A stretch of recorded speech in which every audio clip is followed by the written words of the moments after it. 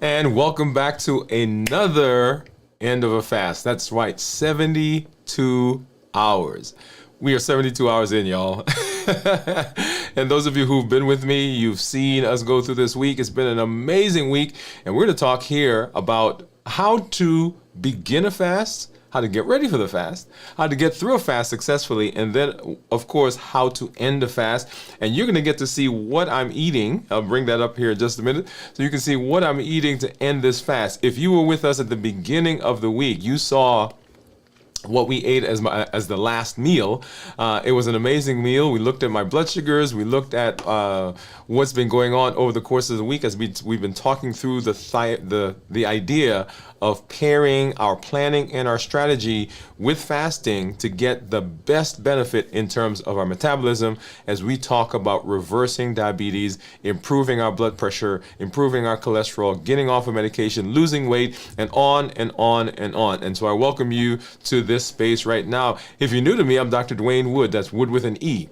Here I educate, I empower, and I encourage you to take charge of your health and your life, avoid complications, and go to the next level. We are creating the life we've always wanted, and we're living limitless lives, which says that we're not allowing anything from outside of us or anything from inside to prevent us from doing what we need to do. We are showing up with our best self, our best health, and the best plans for our life. We're breaking through those boundaries, and we are going to be successful. Whatever platform you are on, Instagram or Twitch, sorry, or LinkedIn or Facebook or right here on YouTube, I welcome you to the community and welcome you to our fasting show today as we review.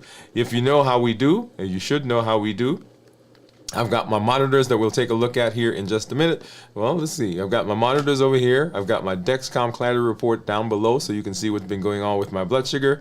And then we'll get into our discussion and you get to see what I'm going to eat to end the fast. And I see one of our community members out there that actually suggested some of what I'm about to eat. So congratulations. If you have an idea, if you have something that you want me to do, something that you want me to try for ending the fast, go ahead and send that in, send the information in to us, and we will try as much as we can to get there. So let's go ahead now and let's take a look at blood sugars. And this is what my freestyle, so that's not my blood sugar, that's my weight. Let's see, blood sugar. So right now my blood sugar is 76, and we're looking at this number right in here. You'll see that, right there. That's what my blood sugar is right now. And you'll see down here is what my blood sugar has been running over the course of the last 12 hours. And you'll see it's been riding right above 100. It didn't quite dip below 70. Sorry, right above 70.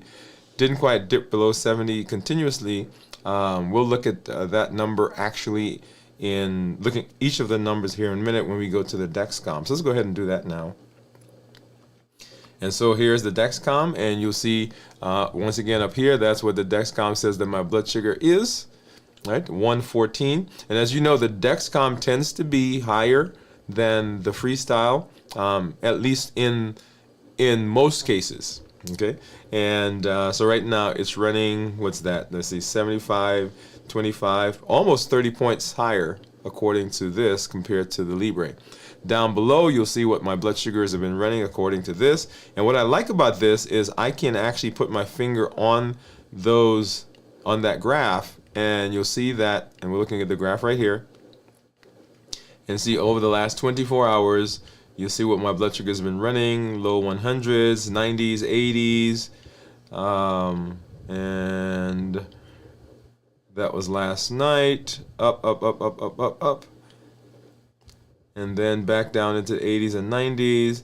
And right here is what I call the toothpaste effect. Look at how low that got, down to the 80s, and then right after brushing my teeth, look at how that spiked up to the 120s, and it kind of stayed there until it's now starting to come back down into the low 100s, like the 1 teens.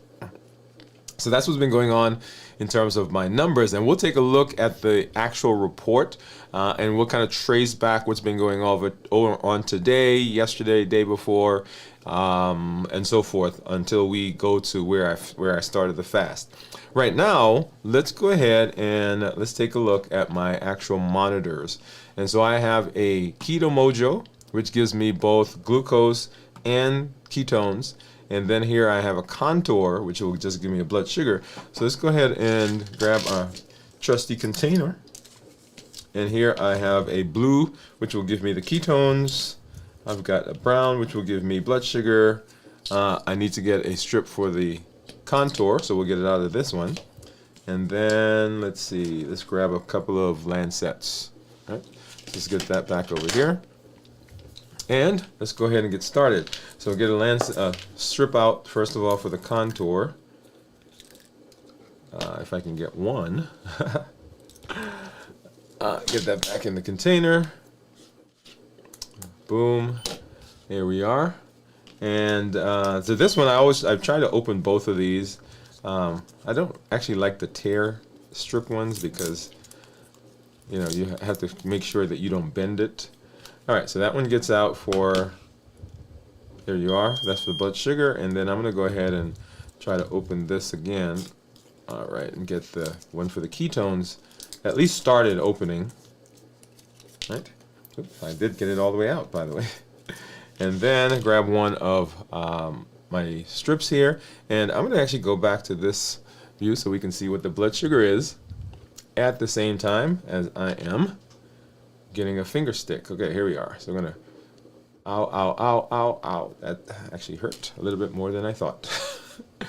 All right, here we go. So good drop. So that came out very briskly. That's the Keto Mojo. Here is the Contour. And so 60 for the Keto Mojo. And let's see here for the Contour is 76. And of course right there you'll see that the Dexcom says it's 114. And then if I go back here, this is the Libre. And you'll see the Libre is in keeping a little bit more with what these others are saying. Let's go ahead and pull this one out and get the ketone stick in there, or strip.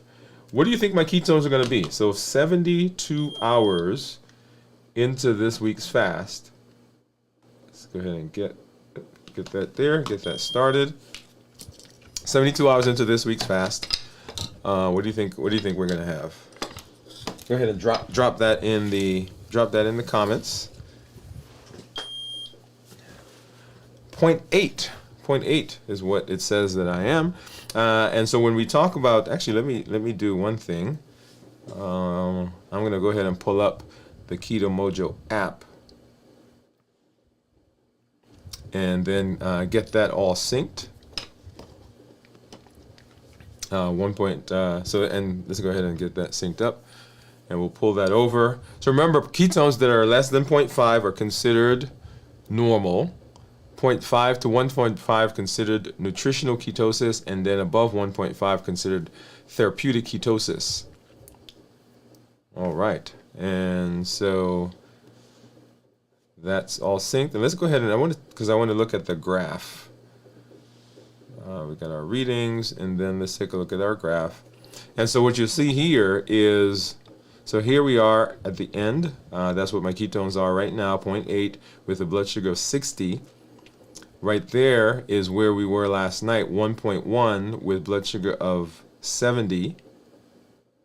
And the day before, 0.8 with a blood sugar of, let's see, what was the blood sugar there? Blood sugar of 67. And then here is the glucose. That was when we started the fast. Well, that was actually before we started the fast, right? Because that was on Monday during the show. We had ketones of 0.1 with blood sugar of 94. And so when we talk about blood sugars, what we want is we want the ketones to be as high as possible. We want the glucose to be as low as possible during the fast, because that means that if the glucose is low, that means that my body has used up all the sugar that's floating around in the blood. Does that make sense to everybody?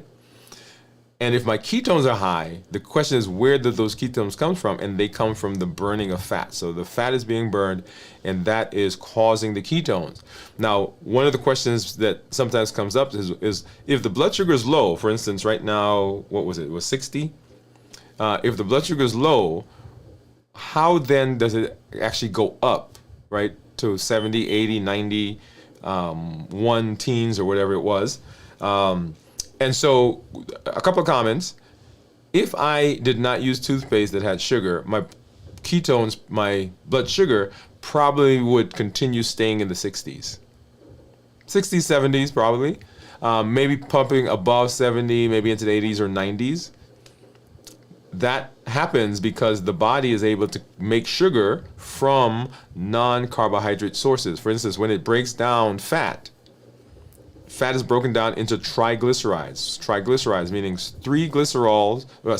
one glycerol with 3 fatty acids attached to it. When the fatty acids break off, then the glycerol that's left can be converted into sugar. And so that's how the body is still able to maintain glucose, your blood sugar, without you eating. I want you to hear that. That's how it, first of all, it takes it out of the liver. When the glycogen goes away as you're fasting, then it goes to fat, and then the fat is converted into free fatty acids, and the other part goes to make sugar. So that's how you're able to get that. Now, the 4.1 that you're seeing right there is a calculation. It's called the glucose-keto index, and it is a calculation that comes from dividing glucose by ketones. Now, if you're looking at that number, you're saying, wait a minute, 60 divided by 0.8 is not 4.1. Well, what you have to do, and this is a conversion, right? So it's an international number. So what you do is you convert the glucose into international units and then divide it. So if I grab my, there you go. If I grab my trusty calculator, and so 60 divided by 18, which is the conversion, right, is 3.3 divided by 0.8. gives me my 4.1. Okay, so that's how that number comes about. Glucose-keto index. All right. So let's go ahead and let's go and take a look at my Dexcom Clarity report, and you'll see it there on the screen. And my average blood sugar over the last 2 weeks, 120. With my glucose management indicator of 6.2. That means that if I were to get an A1C, it would approximate a 6.2 based on the numbers, based on the levels that I'm getting. Then I'll make a comment about that here in just a minute. I'm in target 100% of the time, target being anywhere from 70 to 180, which is what you're seeing there. I usually tell my patients I want their average blood sugar to be between 100 and 120. And this is for my diabetics, right? Normal blood sugar is anywhere from 70 to 99. That's a normal, non-diabetic, everybody else blood sugar. All right? And if I change this to a 90-day, you'll see that my average blood sugar there is 114 over the last 90 days, which means that over the last week and a half, my blood sugars have been a little higher. Glucose management index is 6.0. Once again, if I were to get an A1C, that's what I would expect it to be based on these numbers. I'm in target 98% of the time. The target still being the same from 70 to 180, right down here. Now, if I look at the actual numbers, and this one is very instructive and hopefully for everyone. So here's my blood sugar right now at 129. So if we continue to scroll back, right, so down here, right around 6 o'clock, right, so right in here is where I brushed my teeth. And then look at the rise that we get right there, right up to, I think, 126 actually was how high it went. And overnight, right, you'll see that blood sugar is kind of hanging in the 80s, 90s, one somethings, right?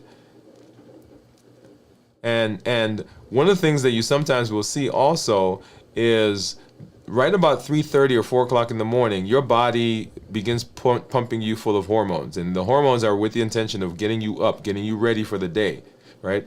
That's called the dawn phenomenon for everybody. And the same process happens for everyone except for diabetics.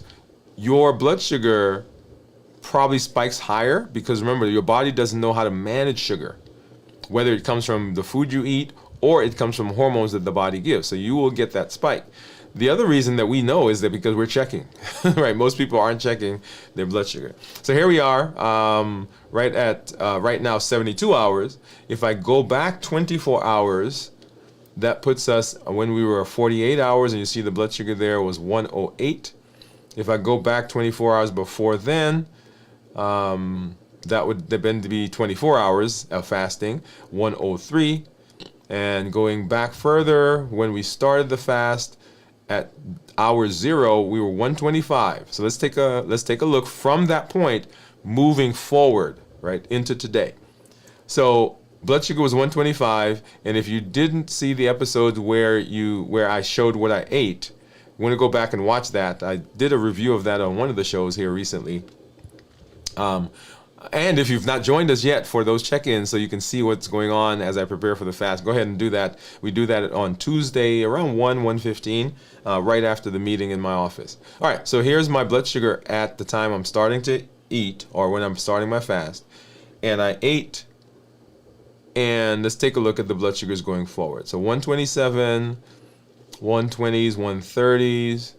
So 130s. Remember, we started at 127, 130s down to 118. And so for the rest of the day, right, starting at 1 o'clock, my blood sugar actually stayed pretty stable. As a matter of fact, it started going down. Into the next day, right, 108, 1 teens. So staying pretty stable there, right there until about 6 o'clock, brushed my teeth, and then blood sugar spiked up, 125, and then started coming back down. All right, see that? Staying in the 100s, 1 teens, low 100s, 90s, and then going down further, right? Down, down, down, down. Going into the next day, kind of staying with that theme. All right, so here's that 3:30, 4 o'clock dawn phenomenon that I talked about. And then right in here, brushed my teeth again.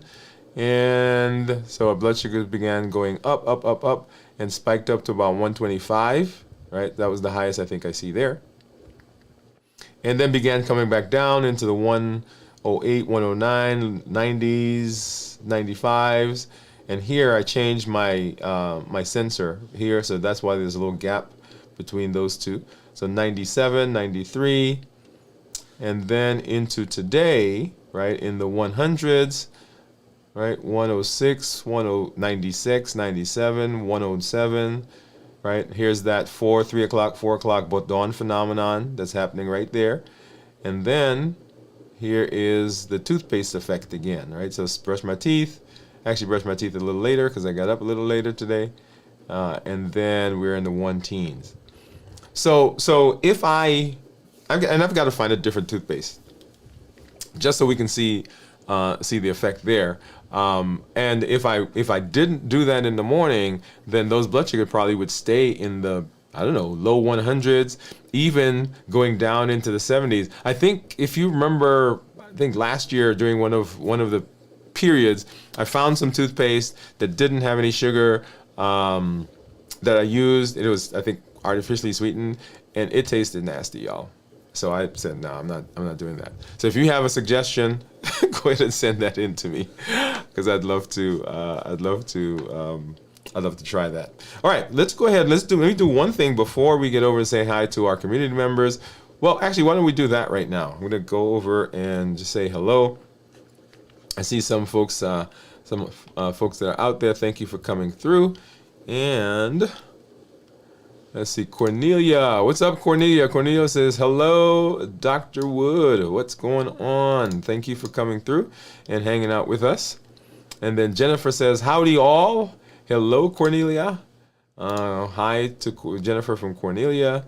Cornelia said, thank you for sharing the pic of your garden. It looks beautiful. Yes, it did. Yes, it did. It was an amazing picture.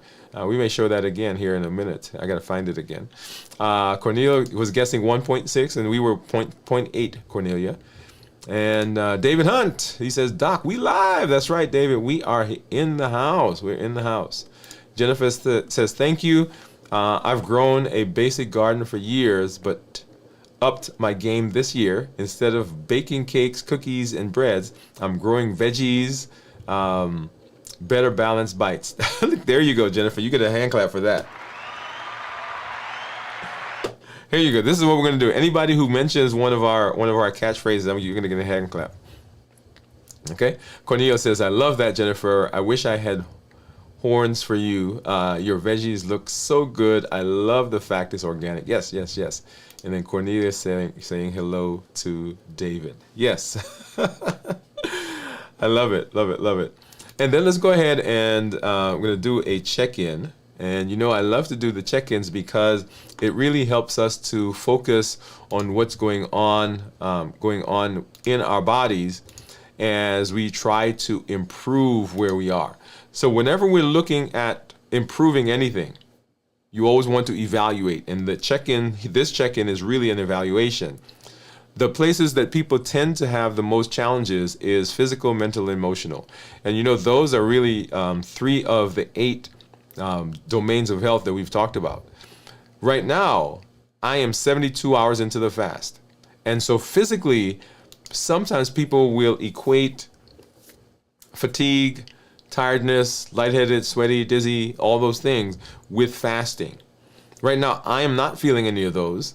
As I went through the fast, I think I mentioned in our check-in last night that the day before, I wasn't doing a good job of hydrating, and so I actually had a headache. Like, I don't usually get headaches, so when I get a headache, I have to figure, okay, something is going on.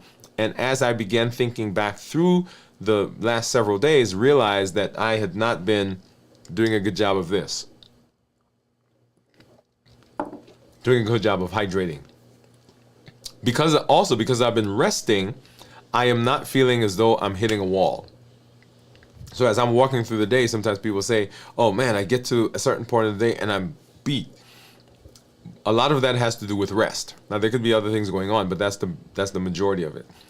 When you're not hydrated, your body still has to get the same amount of blood, the same amount of oxygen, same amount of nutrients to all the cells. Well, if the volume is lower, in order to get that process still working properly, it speeds the heart up so they can get the blood flow there. So sometimes people will feel palpitations, feel like your heart's racing or skipping a beat because of hydration, okay? So physically. And then mentally, that goes along a lot of times with what's going on in terms of our energy.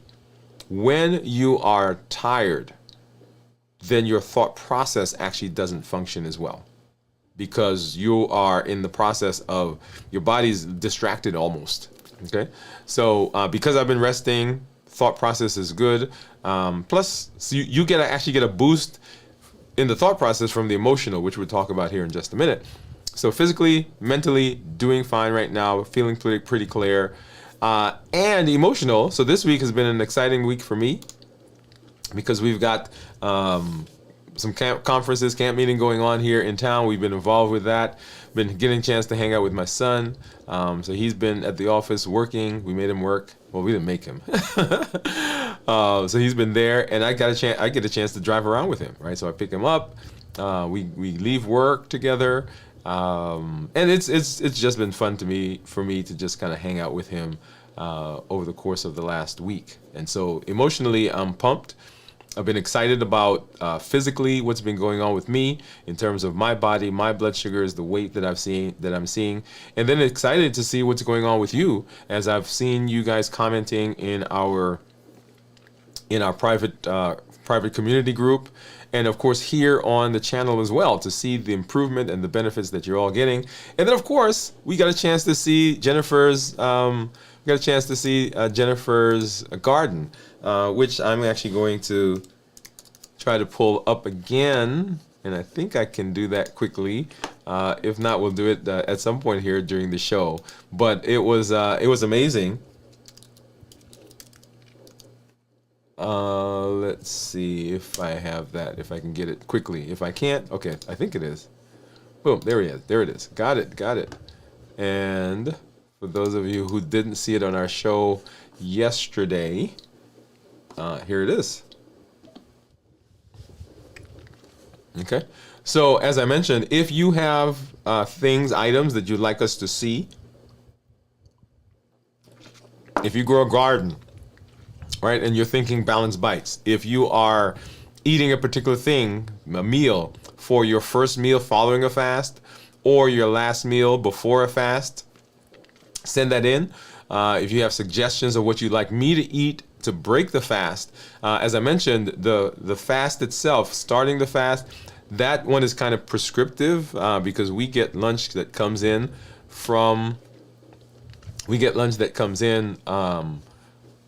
on Tuesdays. And so what I do is I use that time to help people understand it doesn't matter where the food comes from. Even in that situation, you can still make choices that are consistent with what we're talking about in terms of balanced bites. Okay, so anyway, so that's that. So if you have suggestions, go ahead and send those in because we would love to be able to use those. Having said that, let me go ahead and I'm going to pull up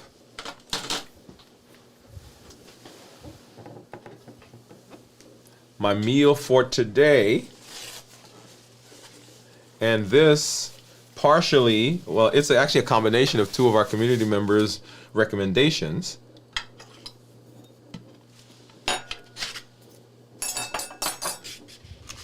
The first is new today. So let's go ahead and let me pop that over here. And so this is the suggestion of Cornelia, who is in the chat right now. Cornelia, so this is some jerk salmon. And by the way, I had not made jerk salmon before, Cornelia, so thank you for the suggestion. And this is garlic baby spinach. Garlic baby spinach. Now, I didn't do the sweet potato as you suggested, but I am doing some asparagus. Okay, so jerk salmon on a bed of garlic baby spinach, and I don't know if there's any garlic on there, but in there I didn't take any out of the pan. And then this is some asparagus. Over here is just what I did was I took some of the same baby spinach and I put them on the salad. And this salad actually is the recommendation of Pam, who is one of our community members. It is cucumber and tomatoes. And then, of course, I modified it. But cucumbers, tomatoes, there are some mixed nuts that are in there that she recommended. And the salad dressing that I'm using is I think it's a Tuscan lemon pepper, I believe. I'd have to go back and look at that. But anyway, that was her suggestion. And so I've used that over the last couple of weeks as what we're using for our family move. There we go. What we're using to break the fast. Now, let's kind of walk through this a little bit, and this is a great place actually for us to get into this part of our discussions. Let me do one thing before I do that.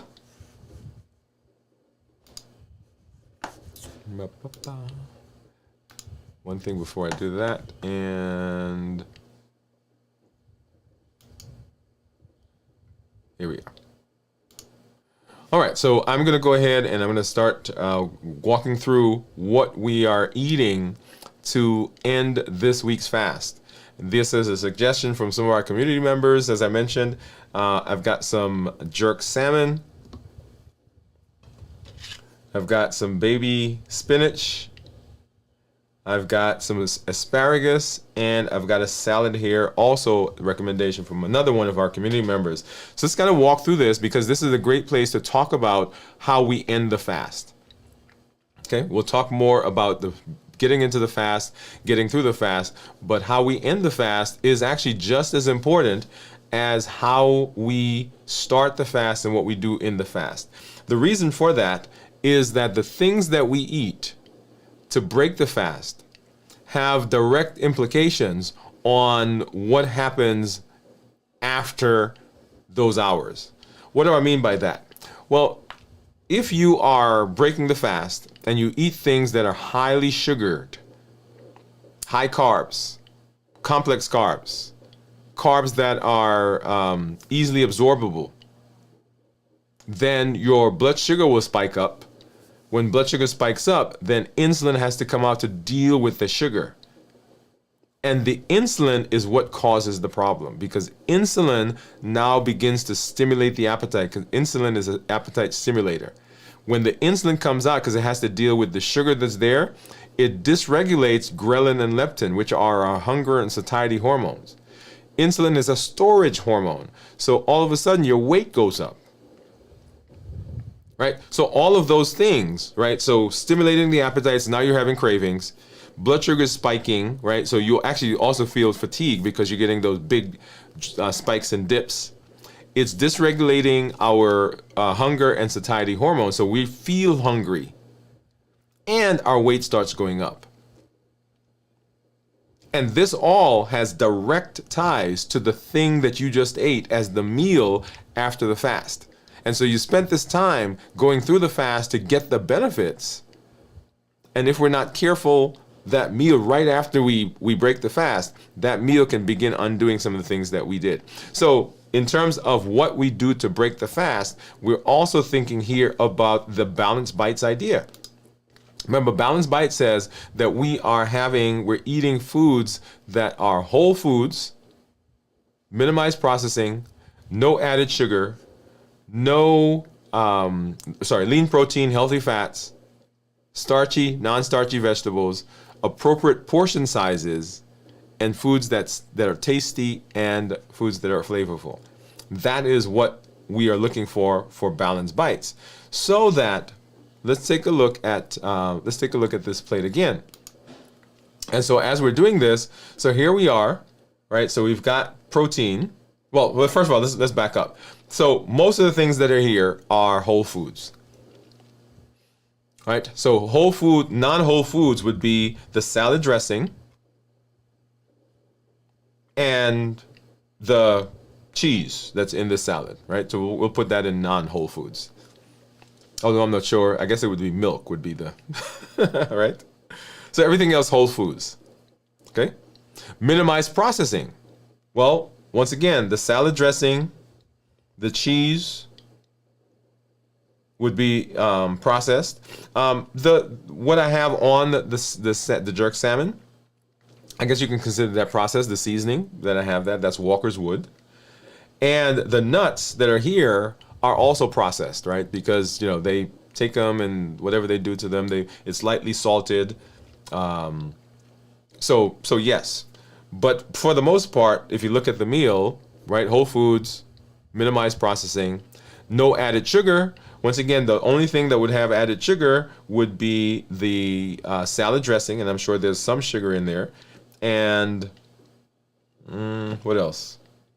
I think that's it, because if I remember the cheese, yeah, they didn't.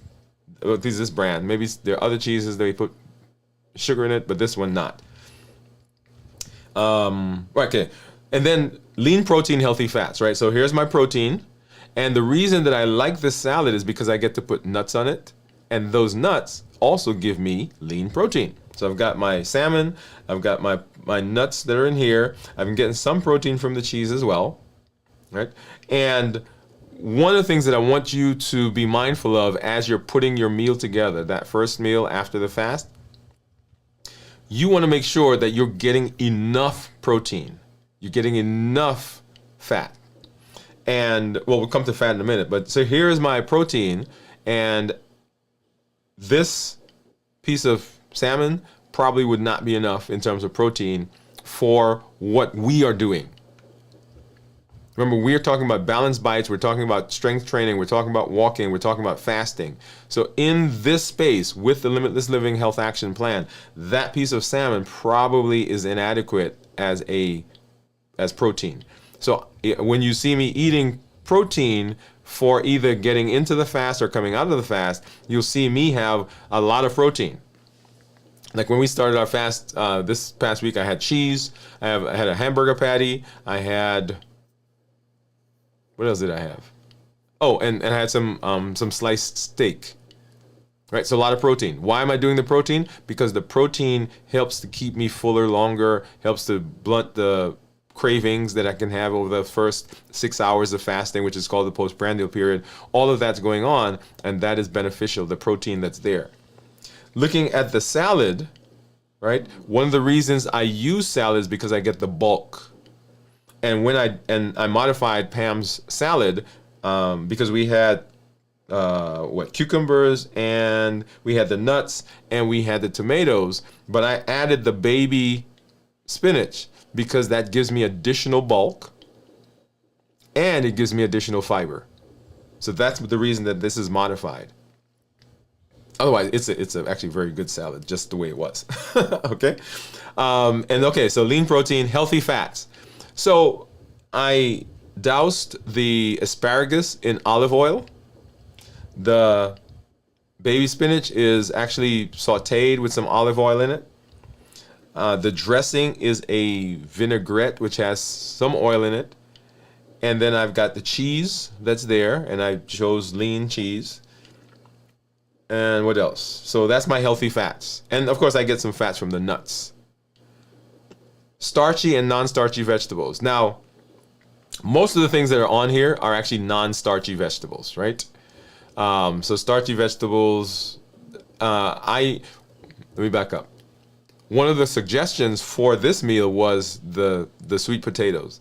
Now, I have not done sweet potatoes in terms of having them wholesale long enough or enough to know what it does to my blood sugar.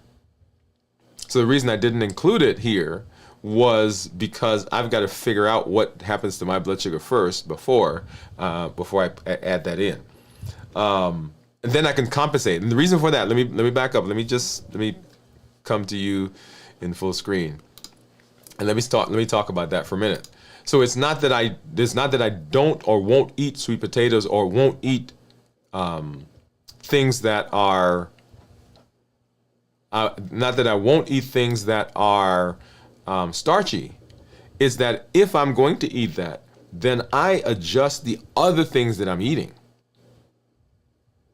I want you to get that, right? So it's not that, okay, I'm not going to eat sweet potato, I'm not going to eat that, whatever it is, or I'm not going to do that. It is that if I'm going to eat that, then I want to make sure that I'm compensating somewhere else. For example, can I tell on myself? Okay, yeah, let me tell on myself. So if I'm going to eat Cadbury chocolate, which I am, by the way, I'm going to eat some Cadbury chocolate, then what I want to do is I want to look at the rest of my meal, for instance, for that day or within that 24-hour period, and decide what am I going to take out that would also raise my blood sugar if I'm going to eat the Cadbury. Notice I'm doing a substitution. It's kind of like when you go to, I don't know, say you cook, right? And you're making a dish and you don't have a certain ingredient, so you're going to substitute another ingredient. Same idea. So I am creating, I am fixing, I am cooking my meals for the day. And I am figuring out how I want my blood sugars to go. I'm not just letting it happen on its own. That's the idea behind limitless living, that we are in control. We're taking charge of what it is. We're not just letting things happen. So if I'm looking at my meal and I think, okay, my blood sugar is going to spike up because I ate the Cadbury, okay, it's going to happen. I'm going to eat the Cadbury. So the question then for me is, okay, how am I going to compensate for the fact that I ate the Cadbury? Either I'm looking for something else that I can remove, because remember, blood sugars are additive. If you eat one thing and the blood sugar goes up and then you eat something else, the blood sugar goes higher.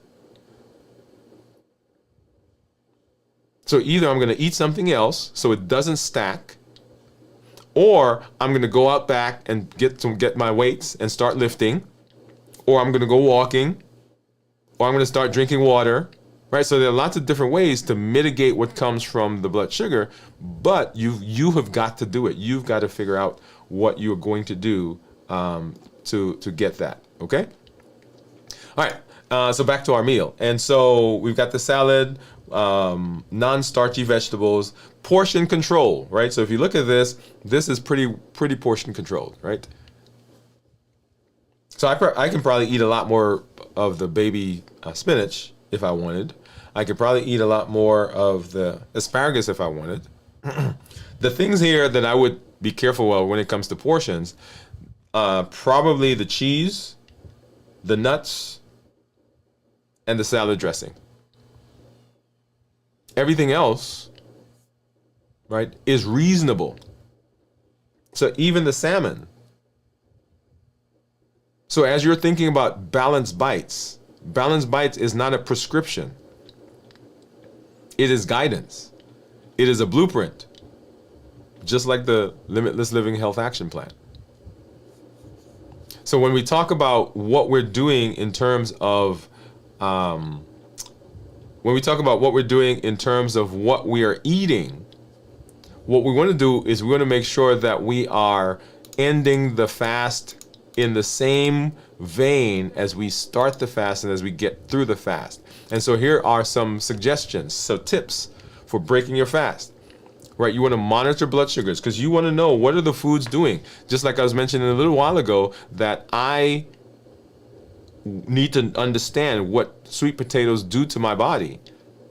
In order for me to do that, I'm going to be looking at blood sugars. I'm going to eat some and look and see what the blood sugars do. So monitor blood sugar, even if you're not diabetic.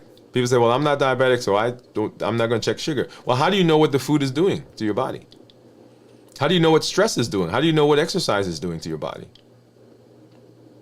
And I'm going to say most people, let me say that, most people who have metabolic disease, if you have high blood pressure, even if you're not diabetic, I bet your insulin is high. If you're overweight, even though you're not diabetic, I bet your blood sugar is higher.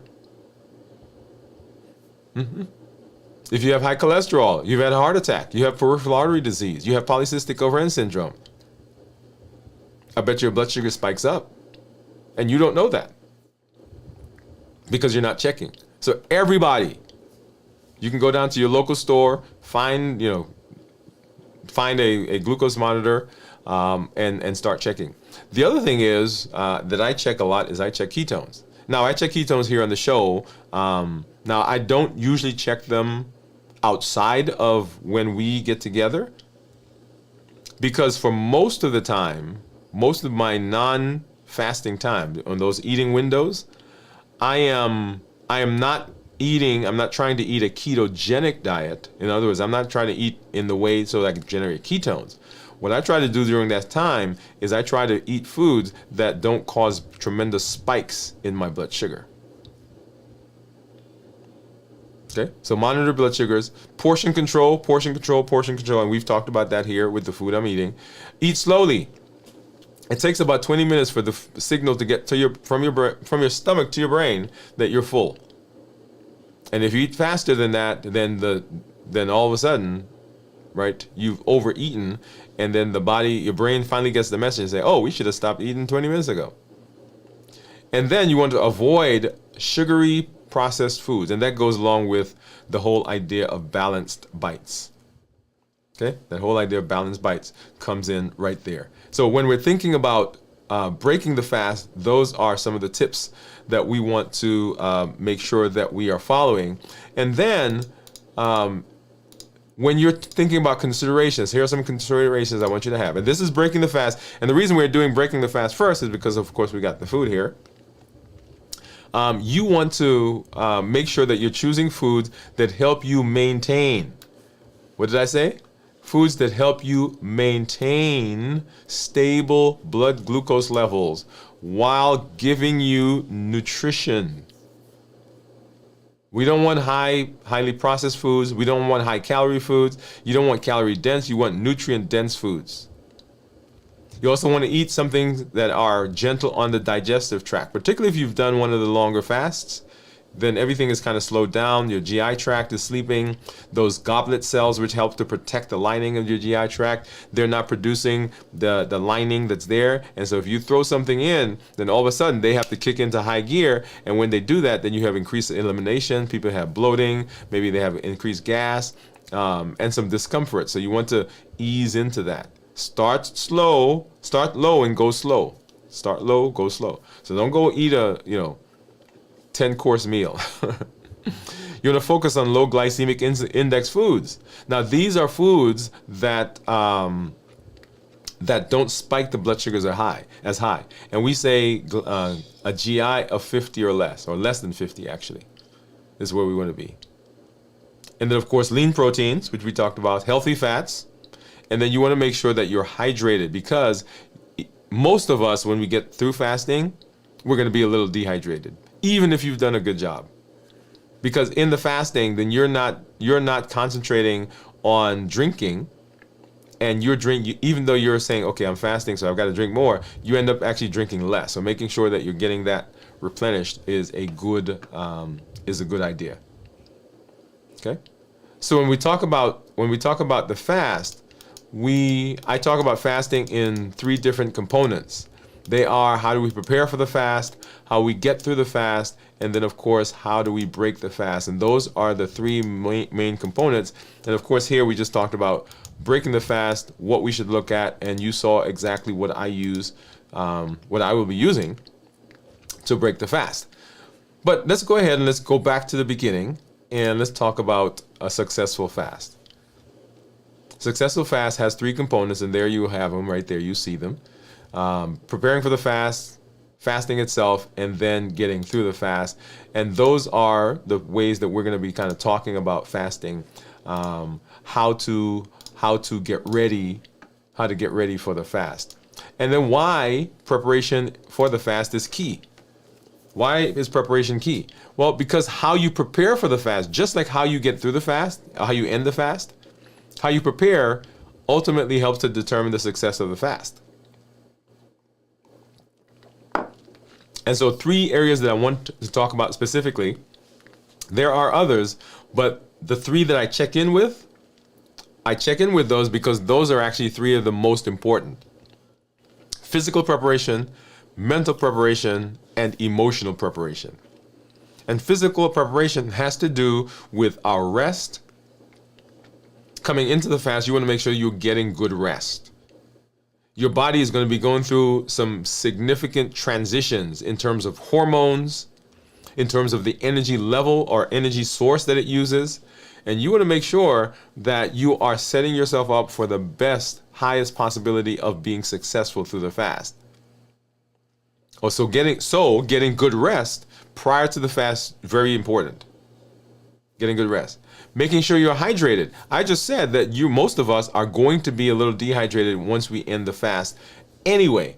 And so coming into the fast with good hydration, very important, because we want to make sure that we are not doing anything that will cause us to have difficulty as we get into the fast. Because how you get into the fast will be a significant item in future fasts, because your brain, your body is going to remember what it was like the last time. And if you didn't have a good experience the last time, guess what? This time, the body's going to say, yeah, let's not do that. Right? So physically, you want to make sure that you are rested. You also want to make sure that you are eating well. Still on the physical. Balanced bites. So remember, balanced bites is not a thing that we are going to do down there or something that we did once. That's not how it's intended. Balanced bites is the idea now that this is how I think about food. When I'm evaluating food, just like on your job, whatever you do, when you're evaluating what you do, there's a process that you go through. When I'm looking at someone who is, and I've mentioned to you here, when I talk to some people about limitless living, and I talk to them about health and metabolism, I speak in triple E, right? Educate, empower, encourage. That's what I talk in. I educate, I give tools, and I connect. Educate, empower, encourage. That's the 3, triple E form of success. But as I'm talking to people, right, I'm looking at their life and what they do. And I'm saying, where's the rhythm? Where's the alignment? And where's the structure? What is their goal? Rhythm. What is their ultimate purpose? Rhythm. What's their statement? Rhythm. What is their North Star statement? Rhythm. What is their why? Rhythm. What's the alignment? Are the things they're doing consistent with where they say they want to go? And structure.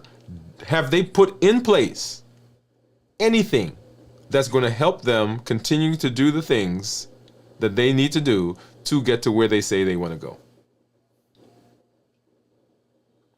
Yeah? So rhythm, alignment, and structure. So physically, are we doing the things that we need to do to be successful? Are we walking? Are we, right? So anyway, so all of those. But we rested. Do we get rest? Are we hydrated? And have we done everything that we need to do so that when we get into the fast, it is not a shock on the system? And the final thought about physical is, what are we eating? Just like we looked over here, right? Just like we looked over here. And this is the meal that we are using to break the fast. This is a perfect meal as the last meal for before you start fasting. Yeah? Same thing. Balanced bites, whole foods, minimize processing, no added sugar, lean protein, healthy fats, starchy, non-starchy vegetable, portion controlled, and tasty and flavorful. So balanced bites is not a, oh, I do that when I break the fast. Oh, I do that when I start the fast. It is what we do. And the things that you eat coming into the fast are going to have a significant impact on what happens downstream. Okay, so now we've talked about what we do there physically. So mentally is the other place where we want to make sure that we are doing a job. So when we go through the Limitless Living Health Action Plan, one of the pillars is mental mastery. And mental mastery has as its base the idea that everything that affects us,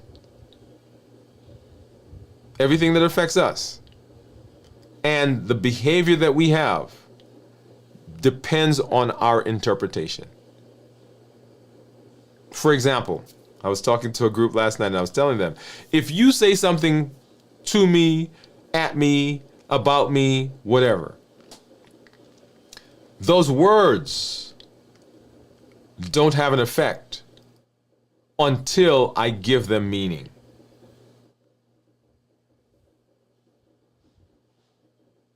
So you said something, and I think to myself, she just insulted me.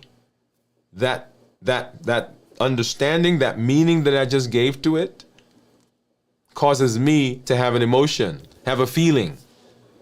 That feeling drives my behavior and my actions. Those actions give me a result. So everything is filtered through the lens of our thoughts. And so preparing for the thought, preparing to get through the fast is important because it allows us to think about what's going to happen in the fast. What are the benefits that we're going to get from the fast? When it becomes challenging, what am I doing? Why am I doing this? And if you can prepare mentally before, when the fast comes, it is not as big a deal. Visualize what's happening. Visualize what's going on in your body. When I'm out there and we're doing strength, strategy, and mindset, I'm lifting, I'm visualizing, like, okay, this is burning right now, but I'm doing this because my muscles are growing. My muscles are getting more toned. I'm getting stronger. I'm setting myself up for success so that my blood sugars are better. My weight's going down, right? So I am talking to myself as I'm going through the process. When I come home late and I'm off my schedule, like this week, and the brain says, man, you've already done 56 hours of fasting. You've already done 60 hours of fasting. It's okay. You're going to be fasting next week again anyway. Then I get to say, thank you for that suggestion, brain. I really appreciate it. What are you trying to tell me right now? What are you trying to do for me right now? What benefit are you trying to give me right now? And then I can figure out what is going on. Oh, it's that, I'm really tired, or I'm worried about this thing over here, or whatever it is. We get to decide when we're mentally prepared. So physically, mentally, and then of course, emotionally. Emotionally, very important. Emotionally is important because when you fast, there are going to be times when your emotions are going to peak. Remember, your hormones are changing. Cortisol levels are fluctuating. Blood sugars are fluctuating. Insulin levels are fluctuating when we fast. Ghrelin, leptin, beta hydroxybutyrate for the brain, BDNF, brain-derived natriuretic factor, all of those things are flowing. And if we're not careful, then those changes in emotions, changes in hormones can cause things to happen emotionally. The other thing is when you're fasting, food gets taken out of the picture as your emotional buffer. Because all of a sudden, you've got to deal with that situation. You got to deal with that person. You got to deal with that project on your own. And how you do that, how you prepare for that, anticipating, okay, I'm about to have this meeting. I'm about to, this project is due. You got to begin anticipating what's going to happen during the fast. What's happening during the time when you're fasting. So that you begin to become emotionally ready for the fast. And then, of course, as you're preparing for a fast, which is key, you are determining what the milestones are. Right? So what are the milestones? What are the things that are going to be happening? What are the spaces that I'm going to end up in? Where am I? What are the things that I'm looking for? My weight's going to change. My blood sugars are going to be doing this. Whatever it is. You are getting yourself ready to successfully get through that fast. And so here are some takeaways. Right? Preparation is key. You want to prepare mentally. And the reason because we talk about 3, right? So the reason I put mentally is that mentally, when you prepare mentally, that has impact for everything else. When you are thinking about fasting correctly, then you don't have to worry about physical. You're going to get the rest. You're going to deal with the hydration. You're going to deal with all the other things. And then you're going to also be in a better space to help with the emotional. Right? Get good rest, eat nutrient-dense meals, and get into community. Now, community one, I want to spend a minute there talking about it. Everything else gets amplified in community. Everything else works better in community. Everything else is more sustainable in community. So if you're not in community, you want to make sure that you get into community so that the community gets to support you, you get to support the community, and we all become successful together. Okay? So once again, when we talk about fasting, we talk about 3 things. We talked about preparing for the fast. We've already talked about ending the fast. And then now how do we go through fasting successfully? And what's really happening there? And so when you think about fasting, I want you to begin thinking about fasting in 24-hour chunks. 0 to 24, 24 to 48, 48 to 72. Because our goal, our recommendation, is that everybody can work their way up so that they can start fasting at least 24 hours once a week. Unless there is some significant medical, other kinds of issues, right? That is certainly doable for most people on the planet. 24-hour period. And then you're thinking in 24-hour chunks. So if you are right now doing a 12 and 12 intermittent fasting, then your goal is to work up to a 24-hour fast. If you're doing a 16-8, your goal is to work up to a 24-hour fast. If you're doing a 18-4, then your goal is to work up to do a 24-hour fast. If you're doing a 20, did I do 18-4? Anyway, whatever number, 24, then your goal is to work up to do a 24-hour fast. That is the goal. That's where we start. That is the starting point. And it's not that you can't get benefit from a shorter fast. They are amazing in their ability to improve our glucose, improve our insulin sensitivity, improve our weight, and to get us downstream to some of the benefits that we talk about with fasting. Yes, all of them do. But if we want to do significant changes, if we want to be in the process of where we're really digging in, really helping our body, really helping our metabolism, 24 is where I want you to be. It takes about 24 to 36 hours for the glycogen in your liver to go away. So if you're out there and you say, wait a minute, I have fasted for 24 hours and my blood sugar is still high, my weight hasn't changed. That's because just at 24 hours, when your glycogen is getting ready to go away, you start eating again. And remember, blood sugars stack on each other. So if blood sugar is already high, even though you haven't eaten for 24 hours, it's just now getting to the point where it's having to go elsewhere to find food. There's no reason for it to do that because the blood sugar is still high. That's why coming into the fast with a certain food or a certain meal is important. Okay, so 24-hour chunks is what we're talking about. But we're going to do it a little bit more finely because there are some points that I want to make as we move through. The first 6 hours of fasting really are not fasting. That's another reason for 24 hours, right? Because when you stop eating, those first 6 hours, that's not really fasting. Your body is just now sorting all the food that you ate. It's kind of like going to the grocery store and you come home with all your stuff and now you're putting it where it needs to go. This is going to the cabinet. That's going to the refrigerator. That's going to the freezer. That's going into the pantry. So that's what the body's doing in those first 6 hours. So if you've not eaten for 6 hours and then you say, okay, I'm going to eat, there's no fasting there. The body's still dealing with the sugar. The sugar is already still high. So the fact that you haven't eaten for 2 hours or 4 hours or 6 hours really metabolically is not doing much. The body's still processing. Blood sugars are still high, insulin is still high. And during this period, and this is the funny, well, I shouldn't say funny thing. This is the interesting thing. That a lot of people will say that they feel hungry during this 6 hours. And we know it cannot be physical hunger because, like I said, the body still has access to all the stuff you just ate. So it is actually psychological hunger, right?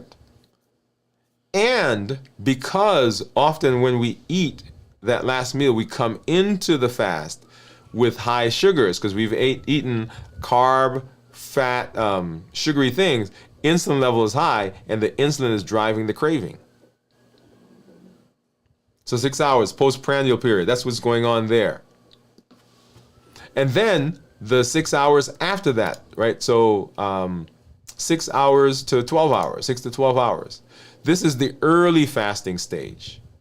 This is where the insulin levels are starting to go down because the body is now beginning to use up the sugar that's floating around. So as long as your blood sugar is high, let me say this, as long as your blood sugar is high, the body is not going to get into ketosis.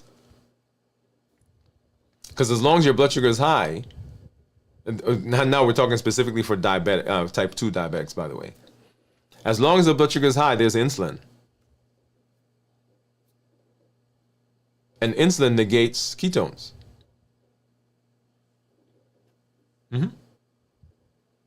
So when we talk about the management of blood sugar, we're talking about managing blood sugar, not just for managing blood sugar, but it has significant implications for the fast itself. And in order for the body to get into ketosis, that sugar has to go down, and then the body has to use up what's in the liver before it starts burning what's in the fat cells. Because that high sugar that's there, that's called energy. And as long as the body has access to energy, there's no reason that it has to go to the fat cells to burn that energy, that stored energy. So here's a kicker. As long as your blood sugars are high, it becomes challenging to lose weight. Let me say it a little differently. As long as the blood sugar is high, it becomes challenging to lose weight in a healthy manner. Because there's some of you that are there and your blood sugars are so high that the body is having to pee out the calories, right? That's how one of the ways that the body gets rid of sugar. It pees it out. And you're running to the bathroom 3-4 times. You get up at night 4, 5, 6 times to pee. You get in the car and you're on your way to work and you can't make it to work without stopping off to use the bathroom. That is an indication of high blood sugars. In fact, when the blood sugars become 180 or higher, then you start peeing. And that peeing is actually peeing out calories. So the reason those people lose weight is because they're losing calories. But we keep putting things in and it makes the blood sugar stay higher. Right? So the early fasting stage is where blood sugar, you've just finished, we've gotten through the postprandial period, blood sugars are starting to come down, insulin levels are starting to come down, the body's processing it now, and glycogen is active. Because remember, glucagon and glycogen go in opposite ways. Your energy levels begin to dip because now the body is, okay, oh yeah, the glucose is going down. I'm going to have to start soon finding energy from somewhere else. And if you're not rested, you feel that more profoundly than when you're rested. So this is a perfect place to say, yeah, you got to make sure that you are rested. And then 12 to 18 hours, we're transitioning to using fat. So glucose levels continue to go down. Insulin continues to go down. And the body's now starting to look at fatty acids, right? Fatty acids to say, okay, I need some food. The liver starts to manufacture glucose from non-glucose sources.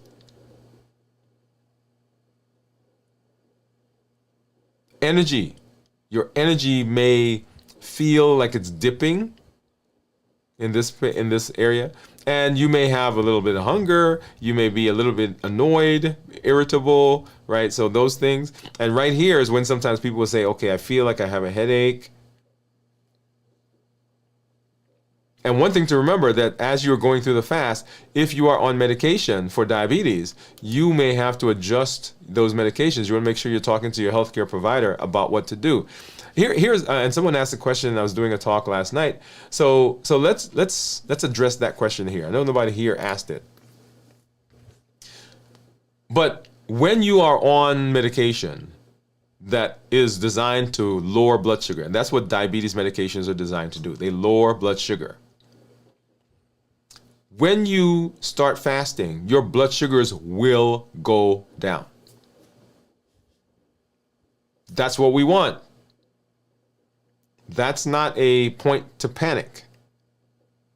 That's a point to say, well, let me tell you the scenario and then we'll come back to what we do. So when you're fasting, blood sugar is going down, the medication doesn't know that you're fasting. And it doesn't know that the blood sugars are lower. So what does the medication keep doing? It keeps also trying to bring the blood sugar down. And the natural tendency is to think, oh, fasting is dropping my blood sugar too low, so let me stop fasting. Probably not the direction you want to go, right? So people say, okay, let me stop fasting so my blood sugars are better. Okay, now the blood sugars are better, but we've lost the benefit of fasting. Or people say, well, I fasted, my blood sugar is going down, let me start eating to keep the blood sugar up. Well, that's probably not the best thing to do either, because now we're putting on weight, we're taking on extra calories. What we should do, because there's benefit to fasting, and we don't want to eat, now we talk to our healthcare provider and say, hey, my blood sugars are becoming better, right? Lower is better. how do I adjust my medication to get less medication so that I don't have to eat to keep my blood sugar up and I don't have to stop fasting? So I want you to walk through that process. So the answer is never to eat more so I can keep taking medication. That's never the answer. And of course, we're talking about type 2 diabetics. Type 1 diabetics, that's a whole nother conversation. So there's benefit to fasting, and there's benefit to not having to eat to keep blood sugars up. So the answer to that scenario is we got to change the medication. So make sure you're talking to your healthcare provider. All right, so back to our, so 18 to 24 hours, so glycogen is now getting depleted, and this process takes longer the higher your blood sugar is, depending on the food that you ate coming into the fast, okay? So this is the ketosis is beginning. We're starting to see those ketones show up because the body is now accessing those fat cells. And then we get fat adaptation, right? So we are now having significant increase in ketones, right? We're getting the beta hydroxybutyrate. We're getting autophagy that is now kicking in. We're getting the beta BDNF that's showing up. All of this now is improving. Our inflammation is going down because we are now in the space where the body is not using sugar anymore. It's switching to using fat, and all of the benefits that are coming from this space now show up. And this is where we want to end up. Because when we start eating, even at that 24-hour period, right, we're eating right at the time when the glycogen is supposed to be gone. So we get rid of it and we fill it back. We get rid of it, we fill it back. What we want to do is we want to get rid of it and have the body have to tap into the fat cells before we now come back and put more stuff in. Clean out the pantry before you go back to the big box store and buy more stuff. That's the space that we want to end up in as we're fasting. Okay? And when we do that, when we're able to get into this space, the benefits that we get are profound. They are amazing. So as we talk about fasting, all three, right? How do we fast successfully? All three are important. Preparing for the fast, understanding what's going on in our body during the fast, and how we break the fast, all very important in what we do and in the success that we have. Okay? Awesome, awesome. Love it.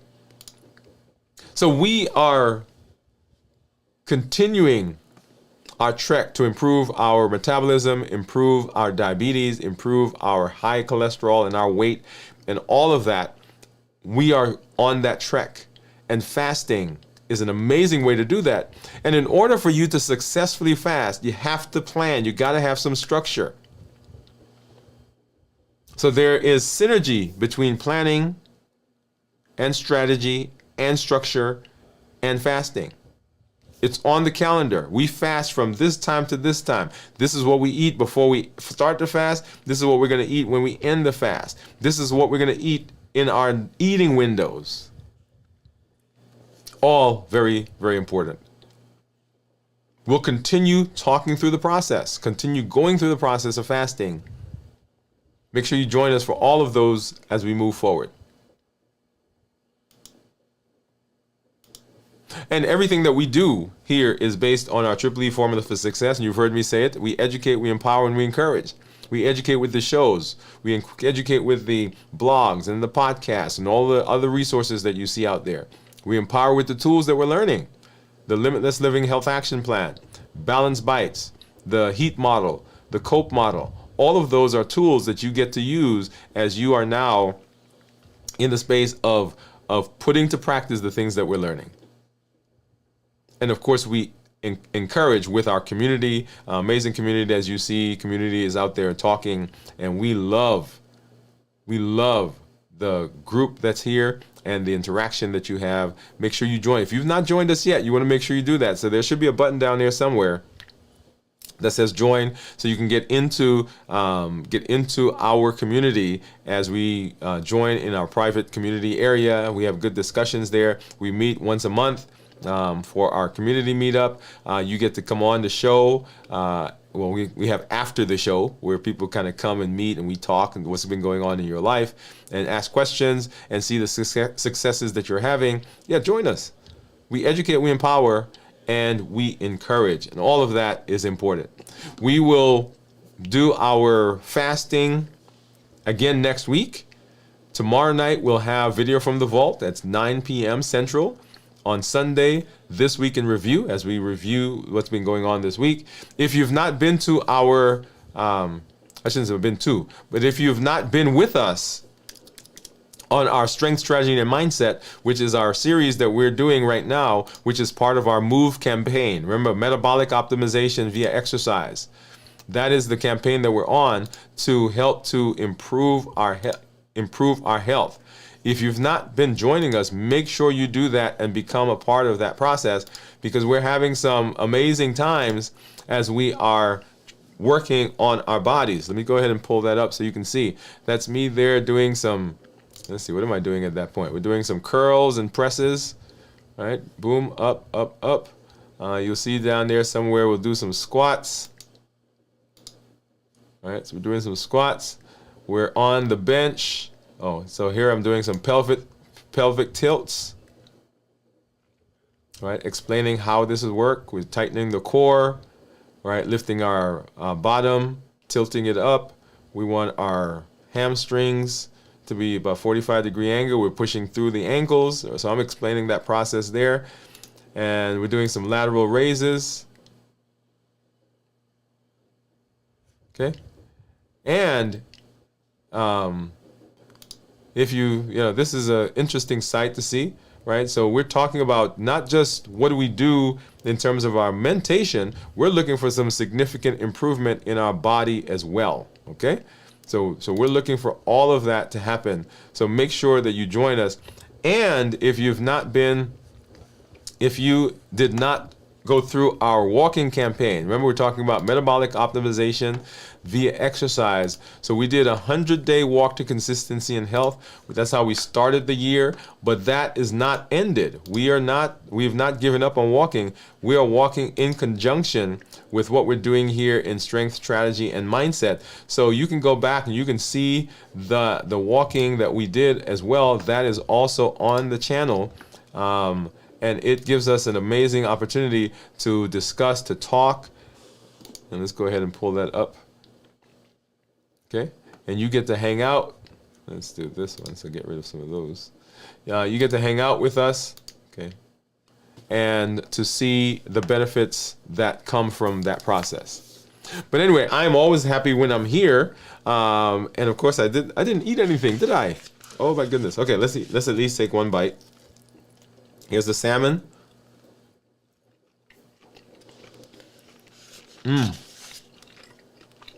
Cornelia, thank you.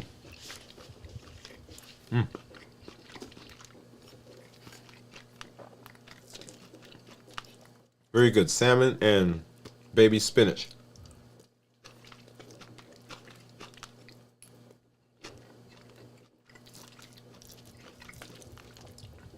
So Cornelia, this is going to be a new thing. It's going to be a new thing for me.